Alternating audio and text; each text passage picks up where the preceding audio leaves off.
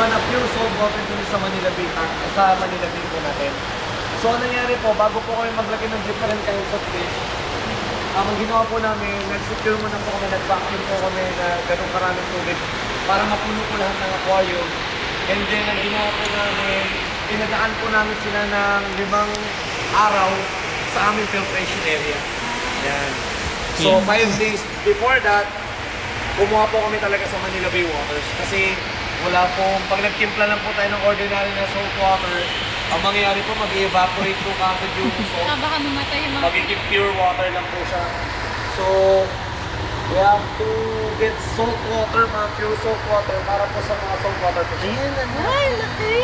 Ay, kabayo pa. Stingray. Ang laki. Kasi laki nito. Para makita yung leopard shark.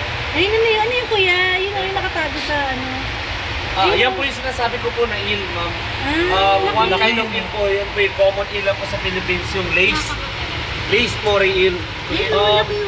Yung kulay yellow-green, yun naman po yung ito naman pa, tapos yun one of our largest lapu-lapu. Saan ang lapu-lapu? Ayan. One of our largest lapu-lapu po. Ito? Yes, ma'am, ito po. Lapu-lapu po yan. Lapu-lapu ba yan? Yes, sir. Actually, ang lapu-lapu, sumaabot po lang hanggang 9 feet po ang laki. So, maliit pa po siya. Ilang feet ba yun, kuya? Ano pa lang po siya, nasa 4 to 5 feet pa lang po yun, ma'am. So, tumatagal pa po sila na hanggang 50 to 60 years. Medyo may natagalan pa. And then yung pinakamalaking talakitok, ma'am, na nakikita niyo po sa market, umaabot po siya ng 4 to 5 feet. At tumatagal po siya ng 50 to 55 years. Haba ng extra mo. Ano makita niyo yung leopard shark? Saan?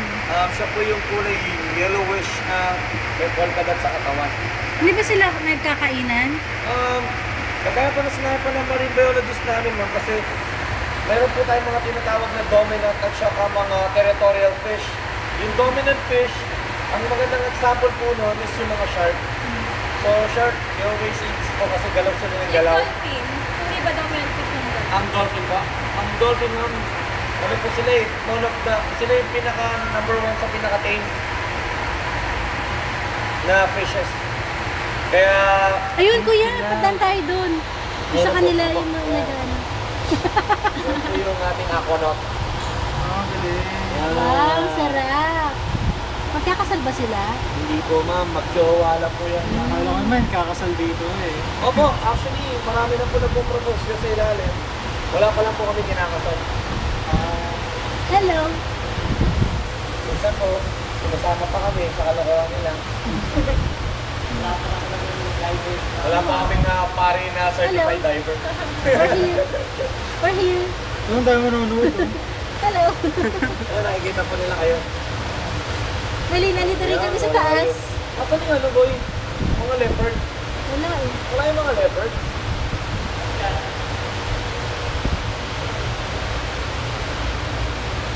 Pero pwede rin magpakasal dito sa Ocean Park. Di may mga venue naman tayo. Pero po, may mga space po kami na for events.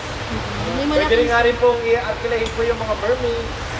Wow. Kung gusto niyo po yung event po niya May sa... mermaids, no?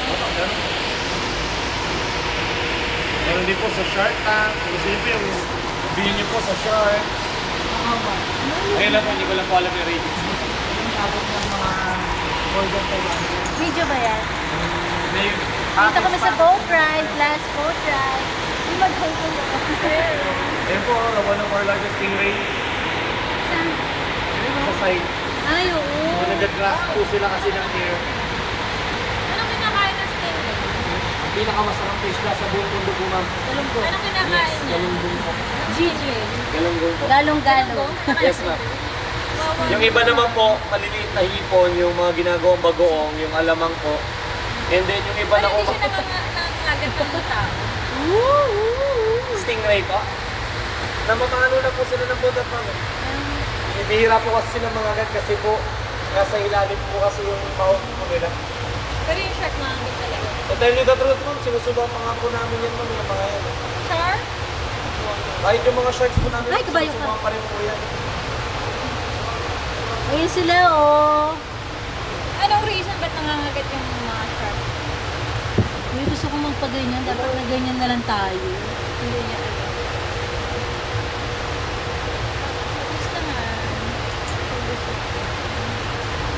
Ayan, ayan sila. Tapos nauntog sila sa boat, no? Bibin. Hello. Kapatid ba yung ano? Okay, maraming salamat po. Thank you.